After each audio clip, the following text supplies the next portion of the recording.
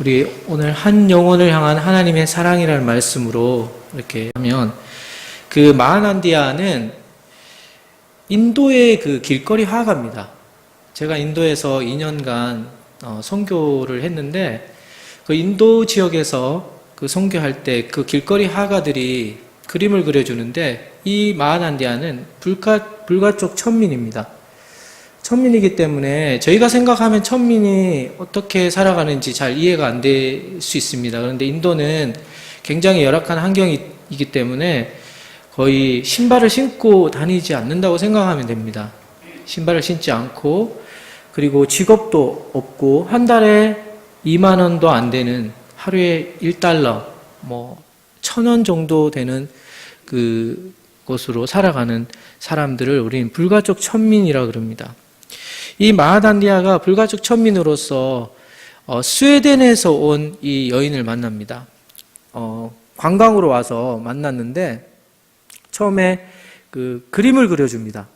그 여자에게, 사롯대에게 그림을 그려줬는데, 사롯대가 그 그림을 보고 그림이 마음에 안 드는 거예요. 그래서 다음날 다시 마하난디아를 찾아갑니다. 그림을 좀 고쳐달라고.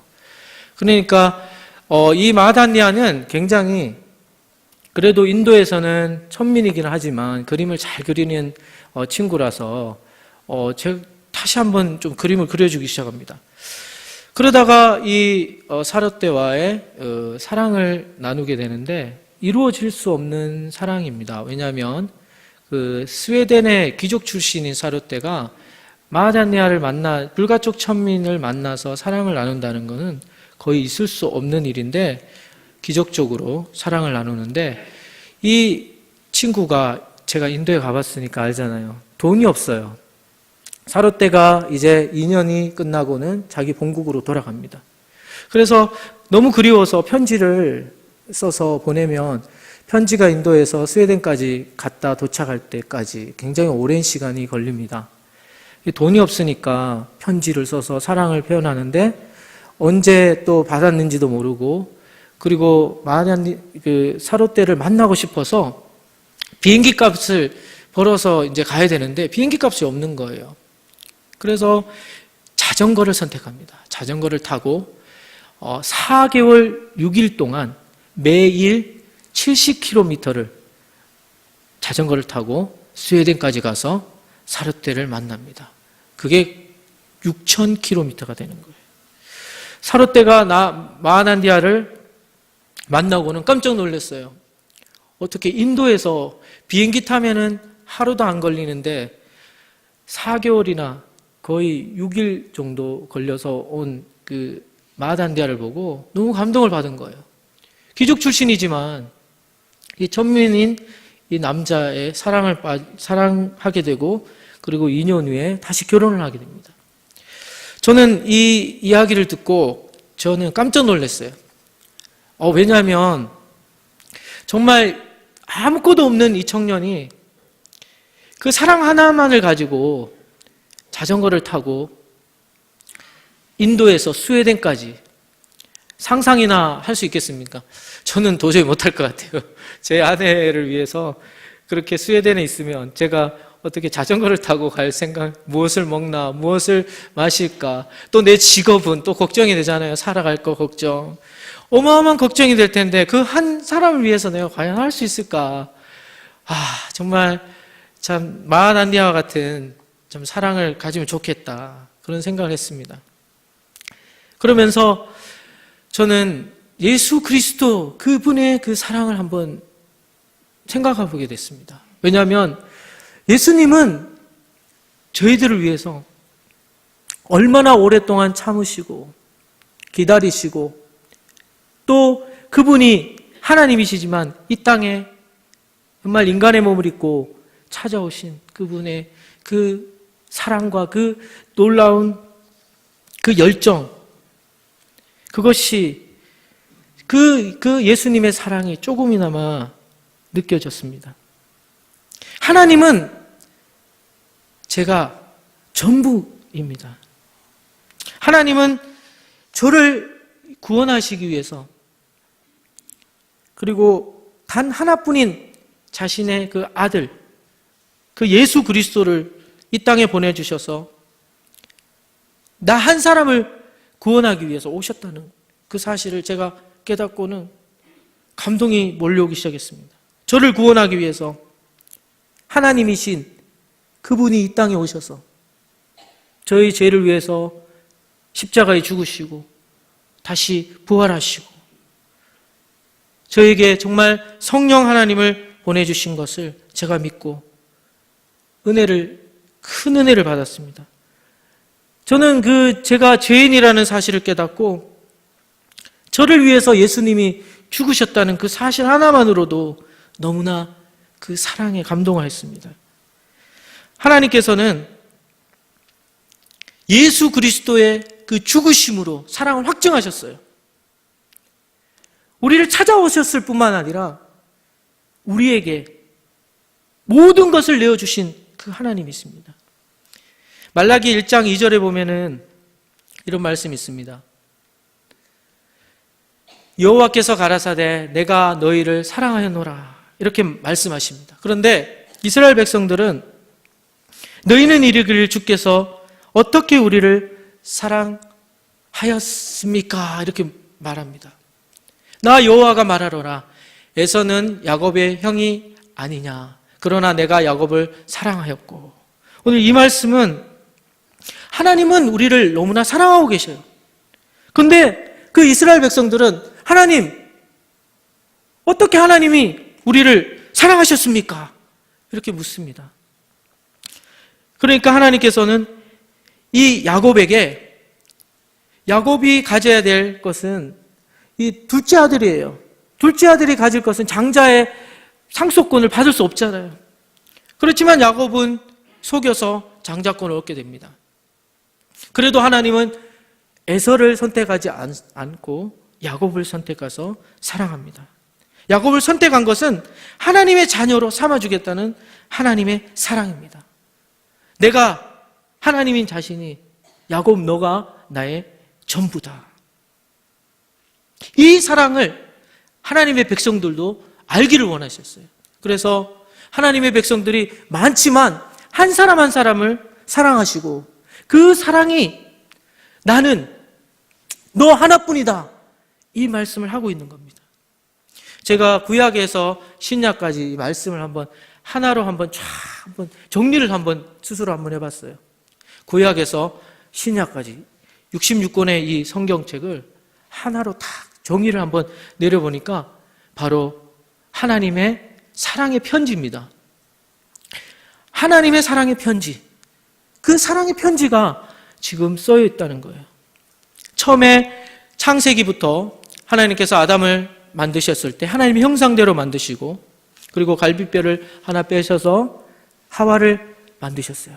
그리고 에덴 동산에서 정말 행복하고 정말 축복 가운데 살기를 원했는데 아담과 하와가 하나님을 떠나서 그리고 하나님이 먹지 마라고 하는 선과 악을 알게 하는 선악과를 먹고 하나님 앞에 죄를 범합니다. 그렇지만 하나님께서는 아담과 하와를 부르십니다. 아담아 하와야 어디 있느냐. 그리고는 메시아에 대한 구원의 약속을 하십니다. 그 이후에 하나님께서 갈대아 우르에 있는 또 하나님의 백성을 구원하기 위해서 아브라함을 부르십니다. 아브라함은 그 갈대아 우르 지역에 우상을 섬기는 가정에서 태어난 사람입니다. 그런데 아브라함에게 정말 열국의 아버지, 믿음의 조상으로 내가 세워주겠다. 그렇게 하나님께서는 약속하시고 너를 통해서 내가 큰 민족을 이루겠다. 그렇게 말씀하십니다. 그렇게 해서 하나님께서 약속을 해주시는 거예요. 그런데 이스라엘 백성들이 그렇게 하나님께서 약속한 그 약속을 받고는 창세기 15장 13절에서 16절에 보면은 이방 민족으로 인해서 그 후손들이 400년 동안 종살이를 할 것을 미리 말씀해 주시는 거예요. 그리고는 그 이스라엘 백성들이 400년 동안 애굽 땅에서 종살이를 하게 됩니다. 이 노예 생활이 얼마나 힘들었으면 정말 하나님 우리를 도와주십시오 하면서 하나님께 부르짖었더니 하나님께서 모세를 부르시고 그리고 이스라엘 백성들을 출애굽해 주시는 거예요. 출애굽해 주셔서 그 하나님이 약속한 그 가나안 땅으로 가는데 얼마나 그 여정이 길었냐면 40년의 광야 생활을 겪게 됩니다. 거기서 오직 하나님만을 섬기기를 하나님 원하셨는데 그 이스라엘 백성에게 십계명도 주시고 또 정말 하나님만을 정말 바라볼 수 있는 언약의 말씀을 주셨는데 이스라엘 백성들은 하나님을 원망하고 점점 더 멀어져 갑니다. 그래서 이렇게 이 하나님의 자녀를 이제는 어떻게 합니까? 12종족으로 나눠서 여호수아와 갈렙을 통해서 믿음의 세대를 세우기를 원하셔서 정말 이 약속한 가나안 땅에 들어가잖아요. 그렇지만 어떻게 됩니까? 그곳에서 수많은 시련을 겪게 됩니다. 그 땅에서 정말 약속한 땅을 취하고 얻게 되지만 또한 시련을 얻게 됩니다. 점점 더 하나님과 거리가 멀어지게 됩니다. 이런 이스라엘 백성들에게 하나님께서는 사사를 보내주십니다. 사사를 보내주셔서 정말 죄를 범할 때면 또 구원의 손길을 보내주셔서 구원해 주시고 그리고 또 구출해 주시고 또 정말 그 어려움에서 시험에서 극복할 수 있도록 도와주십니다. 이렇게 계속된 하나님과의 관계가 형성됐다가 또 깨졌다가 그 수많은 것들을 감당하다가 이제는 이스라엘 백성들이 도저히 안 되겠다. 이제는 우리도 하나님 나라로 만들어 주십시오. 한 나라가 되기를 원합니다. 그래서 왕을 세우기를 원합니다. 다른 나라에는 다 왕이 있는데 왜 우리에게는 왕이 없습니까? 하면서 왕을 세워달라고 해서 하나님께서는 또 왕을 세워줍니다. 그래서 다윗 왕을 세워주셔서 다윗을 통해서 하나님의 약속을 계속해서 이어가시죠. 근데 이 다윗 또한 하나님께서 정말 기뻐하시고 사랑하는 왕이었지만 다윗도 범죄하고 하나님을 또한 하나님과의 관계가 멀어져 갑니다. 그 이후에 솔로몬을 세우시고 북왕국과 남유다를 솔로몬 이후에 이스라엘 백성들은 나눠져서 수많은 이방 민족들에게 온갖 수모와 고통을 당하고 그리고 하나님이 요청할 때마다 선지자를 부르셔서 하나님의 사랑을 전합니다. 북왕국이 또 멸망하고 그 이후에 남왕국이 멸망하는 것을 예레미야 선지자를 통해서 알려주지만 하나님의 백성들은 듣지 않습니다. 이렇게 북왕국과 남유다가 멸망한 후에 이제 이스라엘 백성들이 좀 잘 될 줄 알았는데 하나님만 섬기고 잘 될 줄 알았는데 포로로 끌려가서 이방 민족 가운데서 이제 하나님만을 섬겨야 된다는 것을 깨닫고는 예루살렘 성전을 중건하고 성전을 해파된 그 예루살렘 성전과 성벽을 중건하도록 스룹바벨을 통해서 하나님의 사람을 세워나갑니다. 이렇게 성전 중심의 하나님의 백성들을 만드셨지만 이들은 또한 하나님의 말씀을 듣지 않고 말라기서에 보면은 오늘 말씀과 같이 하나님께서 우리를 어떻게 사랑하셨습니까?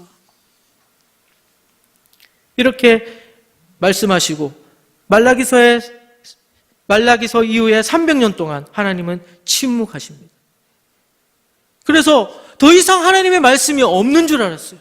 하지만 신약에서 세례 요한을 보내셔서 하나님께서 이제 말씀하십니다. 약속된 메시아를 보내주시겠다.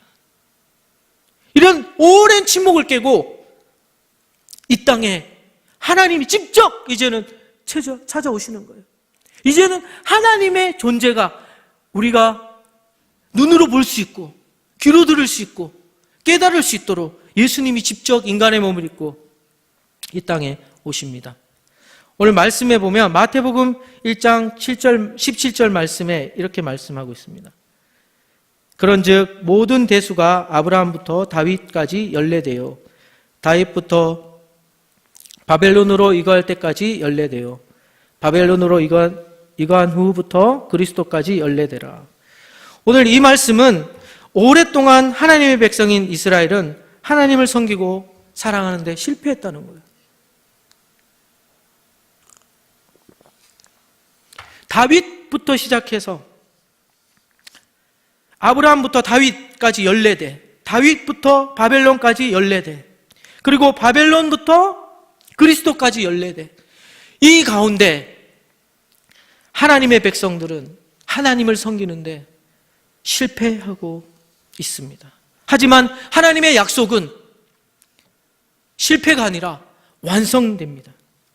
직접 이제는 사랑의 편지가 직접 다가오는 겁니다. 직접 육신이 되어서 하나님의 아들 신분으로 오시지만 사람들은 깨닫지 못합니다.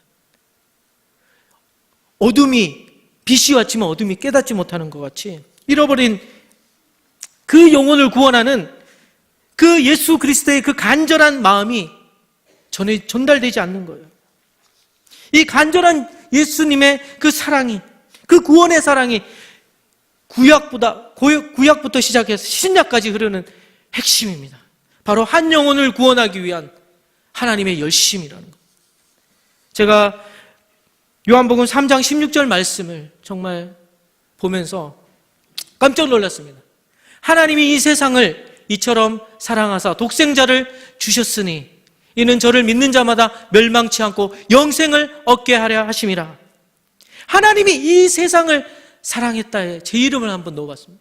하나님이 동근을 이처럼 사랑하사 독생자를 주셨으니 이는 예수님을 믿는 동근이 멸망치 않고 영생을 얻게 하려 하심이라. 우리 사랑하는 성도님들 이름을 넣어서 한번 같이 한번 말씀을 읽어보겠습니다. 하나님이 나를 이처럼 사랑하사 독생자를 주셨으니 이는 예수님을 믿는 자마다, 믿는 나 멸망치 않고 영생을 주려 하심이라. 오늘 예수님께서 우리가 멸망하지 않고 예수님을 통해서 영원한 생명을 얻게 해주시겠다는, 영원한 생명, 그리고 정말 축복된 삶을 우리에게 허락해 주신다는 거예요. 하나님은 우리가 전부라는 겁니다. 우리는 다른 것들이 많아요. 이것도 사랑하고 저런 것도 사랑하지만 하나님은 내 한 사람이 전부입니다. 내 한 사람, 우리 사랑하는 성도님이 전부라는 것입니다. 많은 성도님들이 모였지만 하나님은 내 한 명, 내 한 사람에 관심을 가지고 계시고 전부라고 말씀하고 있다는 겁니다. 이처럼 예수님은 아낌없이 자기의 모든 것을 다 주셨어요. 십자가에 못 박히 주신 것은 자기의 전부를 내어주신 겁니다. 전부를 아낌없이 다 주신 거예요. 다 주기를 원하십니다. 그래서 나는 너가 전부야. 나는 너가 전부야. 이렇게 계속해서 말씀하고 있는 거예요. 너는 여러 가지 많은 것들을 사랑하고 있지만 나는 너가 전부라고 말씀하고 있는 것입니다. 작년에 저희 아버님이 소천을 하셨어요. 그래서 제가 너무나 슬펐습니다. 저는 아버님을 정말 사랑했는데 그렇게 대화를 많이 못했어요. 그래서 마냥 슬퍼하고 있었습니다. 그리고 울고 있었는데 그 입관 예배를 하는데 제가 참 마음속에 믿겨지지 않더라고요. 믿을 수도 없고 그래서 막 흐느끼고 울고 있었습니다. 그리고 난 다음에 집으로 돌아오는데 차 안에서 제 마음에 감동을 느꼈습니다. 하나님이 이런 감동을 주시는 것 같더라고요. 아버지가 돌아간 것이 슬프고 힘드니 이제는 내가 너의 아버지다. 내가 너를 너무나 사랑하고 있고 너가 이 아버지의 죽음을 슬퍼하지만 이제는 그 육신의 아버지는 내 마음을 너를 떠났지만 영원하신 하나님 아버지가 바로 나의 아버지, 나를 보호하시고 나를 먹이시고 나를 입히신다는 것을 깨닫기 시작했습니다. 육신의 아버지는 이 땅을 떠났지만 하나님 아버지는 영원히 떠나지 않고 저와 함께 계신다는 것을 알게 됐습니다. 오늘 스바냐서의 3장 17절의 말씀에 너희 하나님 여호와가 너희 가운데 계시니 그가 구원을 베푸실 전능자라. 그가 너로 인하여 기쁨을 이기지 못하며 너를 잠잠히 사랑하신다고 말씀합니다. 내가 그리스도와 함께 있을 때 그리스도께서 나를 위해서 모든 것을 아낌없이 내어주신 것처럼 그분이 이제는 나와 함께 산다는 거예요. 나와 함께 살고 내가 그리스도와 함께 있고 그리스도도 나와 함께 있다는 거예요. 이제는 그 가운데 오늘 성경 말씀해 보니까 내가 그리스도와 함께 십자가에 못 박혔나니 그런즉 이제는 내가 산 것이 아니요 오직 내 안에 그리스도께서 사신 것이라. 이제 내가 육체 가운데 사는 것은 나를 사랑하사 나를 위하여 자기 몸을 버리신 하나님의 아들을 믿는 믿음 안에서 사는 것이다. 이 말씀과 똑같은 거예요. 저도 한 아들이 있습니다. 그 아들 하나밖에 없어요. 그래서 예수님의 그 독생자, 하나님의 독생자이신 예수님, 그분을 이해할 수가 있습니다. 조금이나마. 아들이 하나이니까 아들에게 관심이 많아요. 아침에 일어나면 잠을 잘 잤는지, 방은 춥지 않은지, 또 얼굴에 이렇게 꼬집혀 있으면은 누가 또 꼬집었니? 물어봐요. 그러면 학교에서 친구들이 꼬집었다고 막 뻘게 있어요. 그러면 누가 그렇게 꼬집냐? 다음엔 꼬집지 말라고. 그렇게 아들한테 관심을 가지고, 또 아들이 뭔가 손톱을 막 이렇게 물고 있으면은 왜 손톱을 깨물고 있는지 관심과 사랑을 가질 수밖에 없습니다. 그리고 아들이 정말 머리에 냄새가 나고 이러면 빨리 씻으라 그러고, 옷에 빵꾸가 나 있으면, 옷이 막 더러워져 있으면 빨리 옷 갈아입으라 그러고. 근데 아버지는 말뿐이지 엄마처럼 이렇게 잘 보살펴 주시진 못하는 것 같더라고요. 그렇지만 아버지의 마음은 아들에게 항상 관심을 가지고 있습니다. 예수님도 우리에게 얼마나 많은 관심을 가지고 있는지 모릅니다. 우리가 정말 마음이 어떤지, 정말 슬픈지, 지금 외로운지, 또 힘든지, 또 걱정이 있는지, 밥은 잘 먹고 있는지, 또 부모 때문에 걱정 근심은 없는지, 자녀 때문에 걱정 근심은 없는지, 또 내가 저 아들이 직장을 잘 구해야 될 텐데 하는 그런 걱정 근심으로 하나님도 걱정 근심을 하신다는 거예요. 이런 고통을 십자가에서 다 나타내 보여주시는 거예요. 예수님께서 십자가에 돌아가셨을 때 정말 가릴 수 있는 것은 없었어요. 외면당하셨습니다. 제자들이 다 도망가고, 그렇게 사랑했던 제자들이 십자가에 예수님이 탁 달려있었을 때 하나같이 다 도망갑니다. 주님을 모른다 그러고. 그리고 예수님의 머리에는 가시면류관이 씌어져 있고 온몸에 피로 물들려 있었을 때 누가 과연 그분을 하나님이라고 이렇게 외칠 사람이 있었겠습니까? 예수님이 얼마나 힘들었겠어요, 마음속으로. 그렇지만 그분은 고통을 참고 인내합니다. 외면당하고, 핍박당하고, 조롱당하고, 버림당하고, 엘리 엘리 라마 사막다니, 어찌하여 주님 하나님이시여 나를 버리시나이까. 그런 고통과 아픔을 다 견디고 참는 이유가 있는 거예요. 저희 한 사람을 구원하시기 위해서 참고 인내하고 견디신. 저도 아버지지만 아버지는 그런 마음을 가지고 있어요.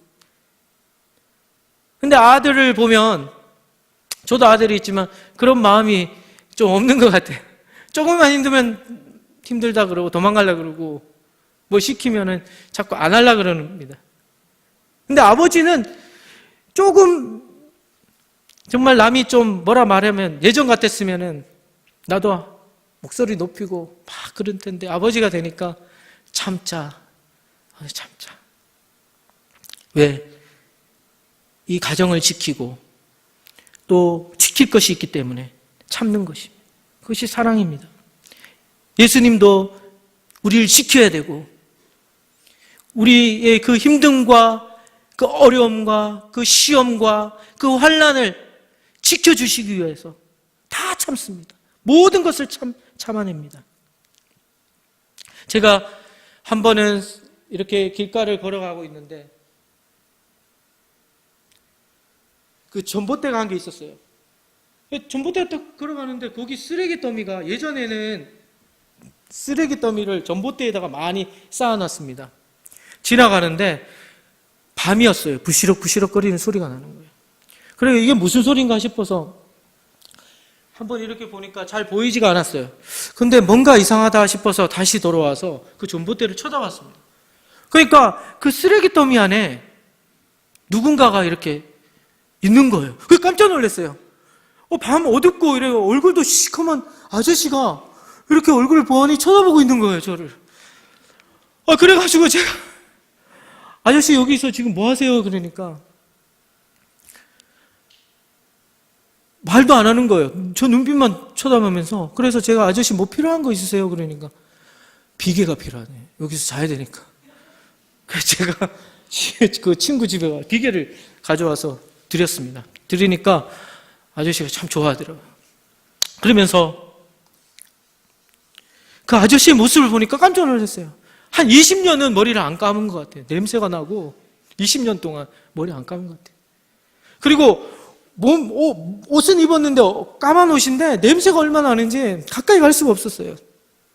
그리고 그 아저씨는 그 쓰레기통에서 뭔가 찾고 있었어요. 그게 뭐냐면은 먹을 것을 찾고 있었습니다. 먹을 것을 찾고 있었어요. 그래서 그 아저씨가 너무 불쌍해서 솔직히 처음에는 너무 무섭고 이 아저씨가 나를 해치지는 않을까 좀 두려웠어요. 하지만 제 마음에 그 아저씨한테 다른 거는 줄 수는 없지만 내가 예수님을 한번 전해봐야 되겠다. 그래서 그 아저씨한테 다가가려고 그랬어요. 근데 마음에 두려움이 생기는 거예요. 저 아저씨가 내한테 뭘 해코지하면 안 되는데. 그렇지만 한번 용기를 내서 혹시 아저씨 예수님에 대해서 아세요? 그러니까 그 아저씨가 저를 딱 쳐다보면서 당신 오늘 예수님 내한테 전하면 죽을 수도 있어.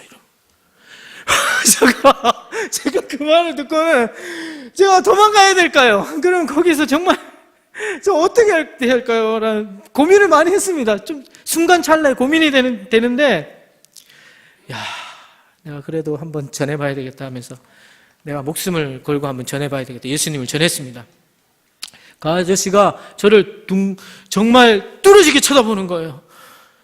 저는 마음속에는 정말 이게 사느냐 죽느냐라는 그런 순간에 결정이 달려있기 때문에 두렵고 떨리는 마음으로 예수님을 전하기 시작했어요. 아저씨를 사랑하시는 분이 있습니다. 그분이 예수님인데 그 예수님이 아저씨를 위해서 십자가에 죽으셨어요. 그 십자가에 죽으시고 그 고통을 당하고 아저씨를 정말 천국으로 보내주신 그 소망을 주시기 위해서 오늘 지금 이 시간 찾아오십니다. 그 아저씨가 더 인상을 쓰면서 쳐다보고 있는데 제가 더 할까 말까 하면서 더 하기 시작했습니다. 이제 더 해야 되겠다. 끝까지 마쳐야 되겠다. 그래서 십자가에 죽으셨어요. 그 십자가에 죽으셨을 뿐만 아니라 부활하셨습니다. 이 예수님을 아저씨 한번 믿어보시겠어요? 그때는 조용한 소리를 했겠죠. 믿어보시겠어요? 그러니까 아저씨가 저를 한번 딱 쳐다보면서 내가 당신을 죽이겠다 그랬는데 그 말도 안 믿고 이렇게 전하는 거 보니까 내가 예수님을 믿고 싶습니다. 깜짝 놀랐습니다. 그 아저씨가 예수 그리스도를 영접하는 거예요. 그리고 같이 기도했습니다. 간절히 저를 따라서 기도해 주십시오 하면서 아저씨는 죄인입니다. 그럴 때 제 마음이 굉장히 무서웠어요. 아저씨는 죄인입니다. 예수님이 아저씨를 위해서 죽으셨어요. 저 눈을 뜨고 싶었습니다. 하지만 눈을 감았어요. 혹시나 어떻게 될지 모르니까 예수님 이 아저씨를 구원하여 주시고 이 아저씨를 사랑하는 줄 믿습니다. 예수님이 우리 아저씨를 위해서 십자가에 죽으시고 부활하셨습니다. 이렇게 하는데 갑자기 손에 눈물이 뚝뚝 떨어지기 시작하는 거예요. 그 아저씨가 뭔가 감동을 받았는지 제 손에 눈물이 뚝뚝 떨어졌어요. 제가 눈을 뜨니까 아저씨 눈에 눈물이 고여 있었어요.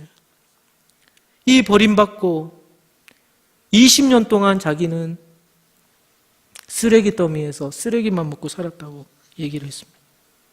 그리고 아무도 나에게 예수 그리스도를 전해준 사람이 없었는데 당신이 나에게 예수님을 전해주셨어. 저는 예수님을 믿기를 원합니다. 믿으니까 너무 기쁘네요. 너무 좋네요.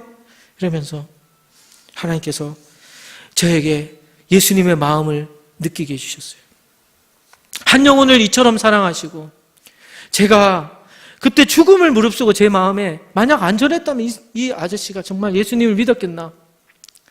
예수님이 우리를 위해서 죽지 않았다면 우리가 정말 예수님 믿었겠나?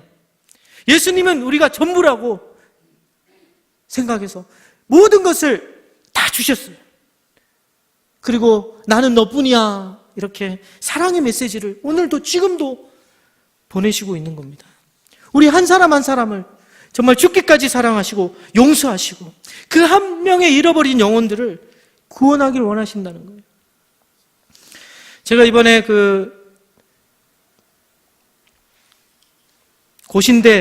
신대원에 갔는데 그 손영원 목사님 그 이야기를 보았습니다.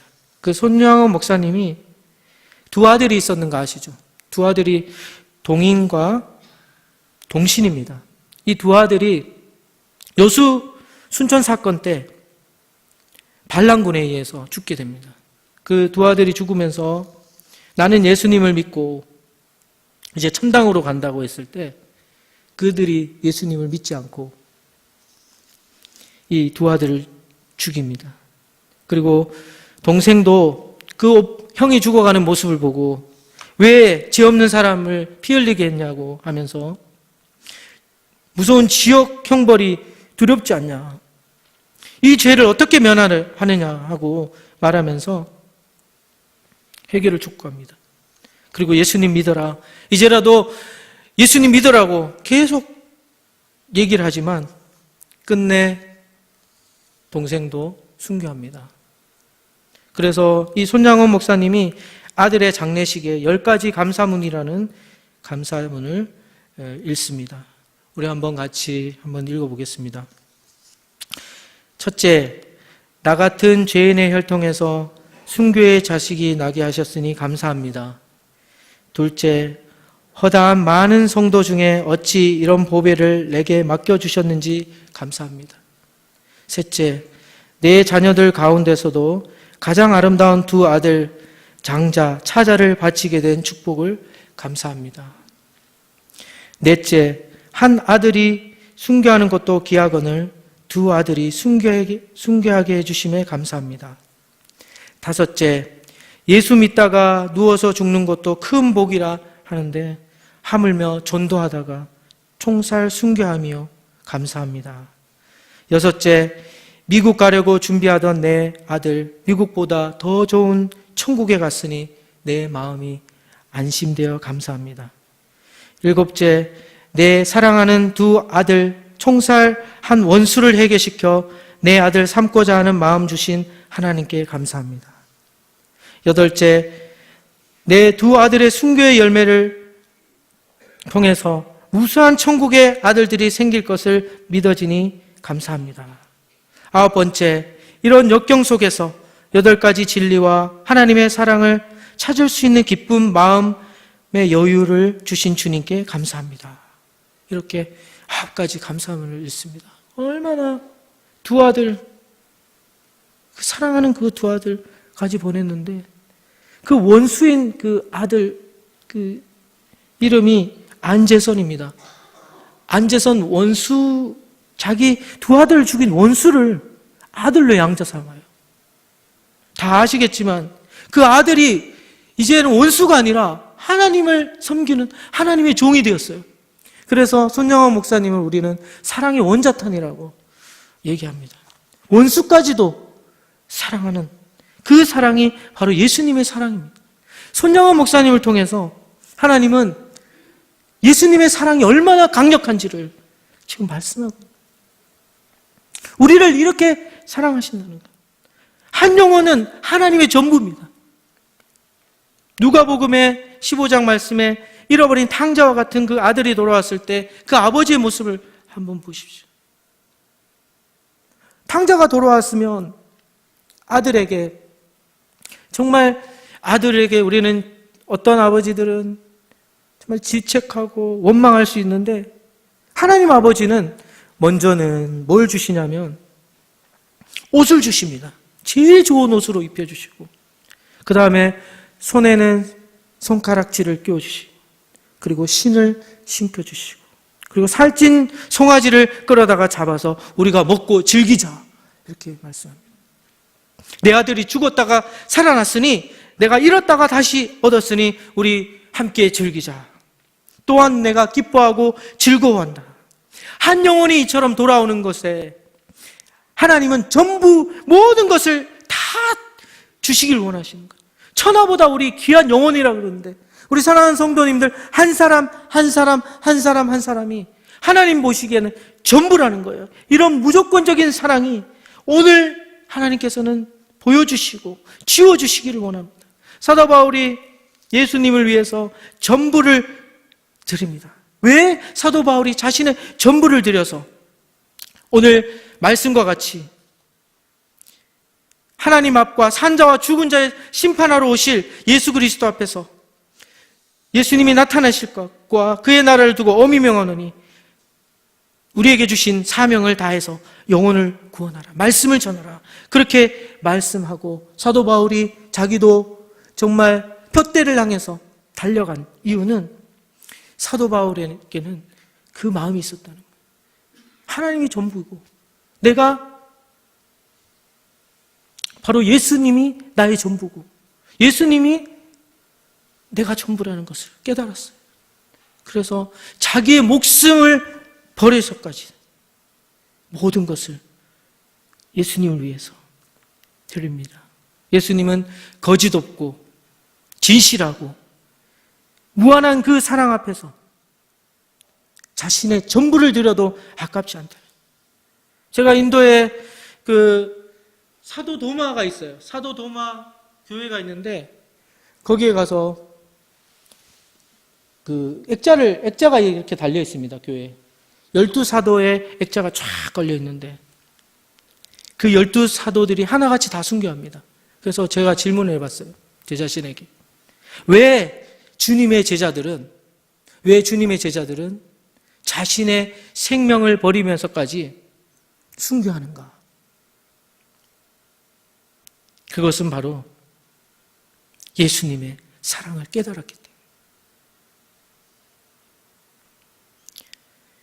예수님의 그 사랑을 깨달은 사람은 말을 하지 않아도 예수님을 위해서 모든 것을 버릴 수 있는 사람이 된다는 겁니다. 우리가 전도, 영혼을 구원하는 일 모르는 거 아닙니다. 하지만 예수님을 위해서라면 제가 죽을 수도 있습니다. 제 전부를 들어도 아깝지 않습니다. 그 진정한 사랑의 그 사랑을 경험한 그것은 말을 하지 않아도 알게 된다는 것입니다. 오늘 사랑하는 성도님들과 함께 오늘 한 영혼을 향하신 하나님의 사랑. 하나님은 바로 한 사람 한 사람이 바로 하나님의 전부라는 것을 오늘 말씀하고 있는 것입니다.